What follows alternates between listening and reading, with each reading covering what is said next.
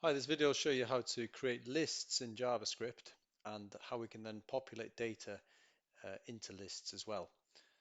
So I'm going to start off just by showing a basic list using the console again in a Google Chrome tab. So I'm just going to right click here, choose inspect, and then pick out the console. So I can run the JavaScript directly in the console so it shows it nice and clearly and easily. So I'm going to create a variable here, so let, and then we'll call it my list. And just like in Python, Um, lists are written in JavaScript using the square brackets, and then we can put some odd numbers in there.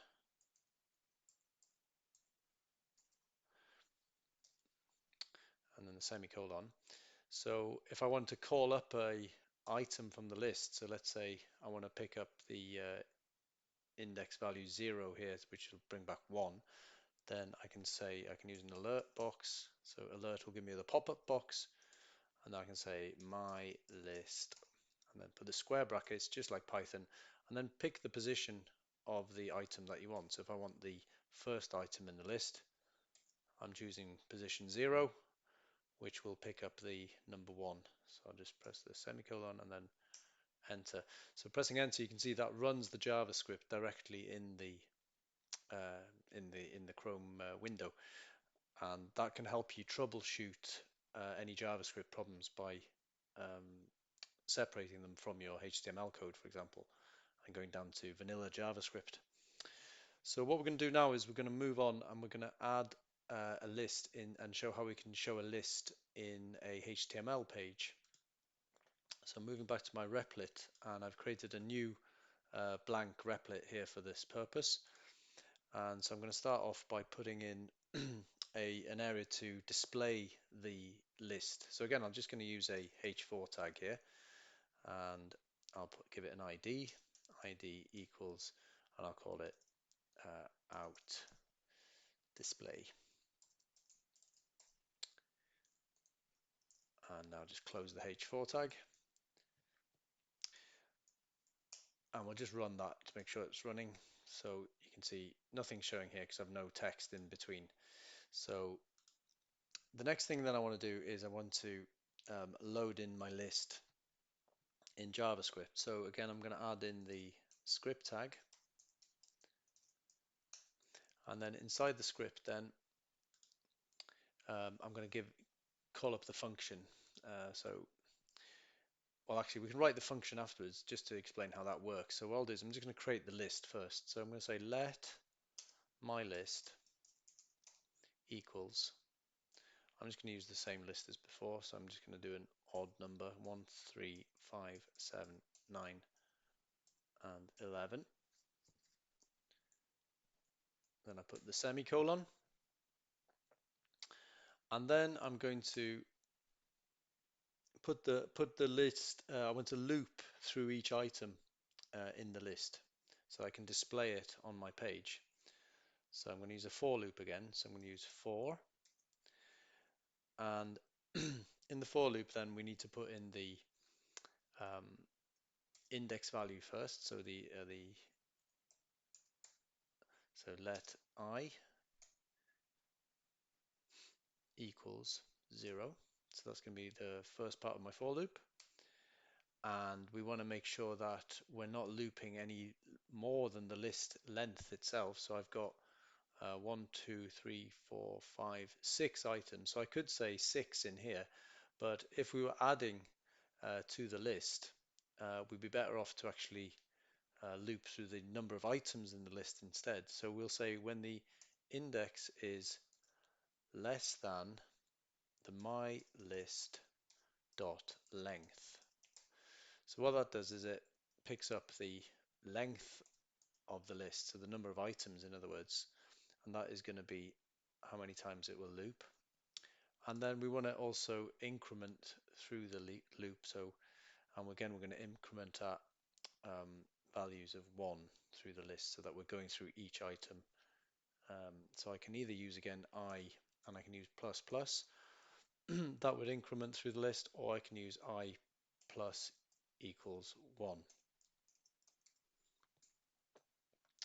So that's my for loop set up. So again, in Python, what you'd have is 0 here, and then you'd have the length of the list call in Python here, and then you'd have the um, just have the number 1 if you were going to increase by 1. Now we need to put in JavaScript, now we use curly brackets for the body of the loop. And then what we're going to write is we're going to get we want to load this loop into our H4 out display here. So I'm going to say document dot get element by ID, and then the brackets, and then the ID is called out display, and then we need to load it in the inner HTML, and then we need to append the list index onto this. So as the list is iterating through, we want to append that value. So we're going to say plus equals, that's the appending, my list, and then the square brackets with the index value, which will be incrementing, and then plus, and then we're going to put in the break tag again, because again we want the list to be loading down the page rather than just horizontally along it. So the break tag each time the loop runs. So that's my for loop written now, and here's my out display. So if I run this now, nothing happens. And again, the reason being is that we need to be able to call up this code in JavaScript using a onload function.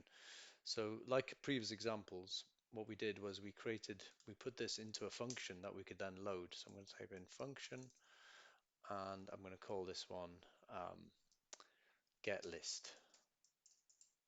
Call it anything you like, but so get list, and again, because it's in a function now, I need to put in the curly brackets, and then my function starts there and finishes here. So all of this stuff here then is inside my function. So again, it won't run because I still haven't called up the function. So again, what I did last time was I used the body element to call it up. So I said body onload equals, and then I can then load up the the function, which is called getList, brackets brackets. So that means that when the page loads now, it's going to look directly for this function, run it, and then display out in the H4 tag here. So we'll just run this now, and you can see down below here that I've got my odd numbers loading. Okay, so one way that you can improve the way you write things in JavaScript is by using further variables to simplify it. So this particular line here, it's a very long line to have to load every time if there was more things happening inside inside that function or inside that loop, for example.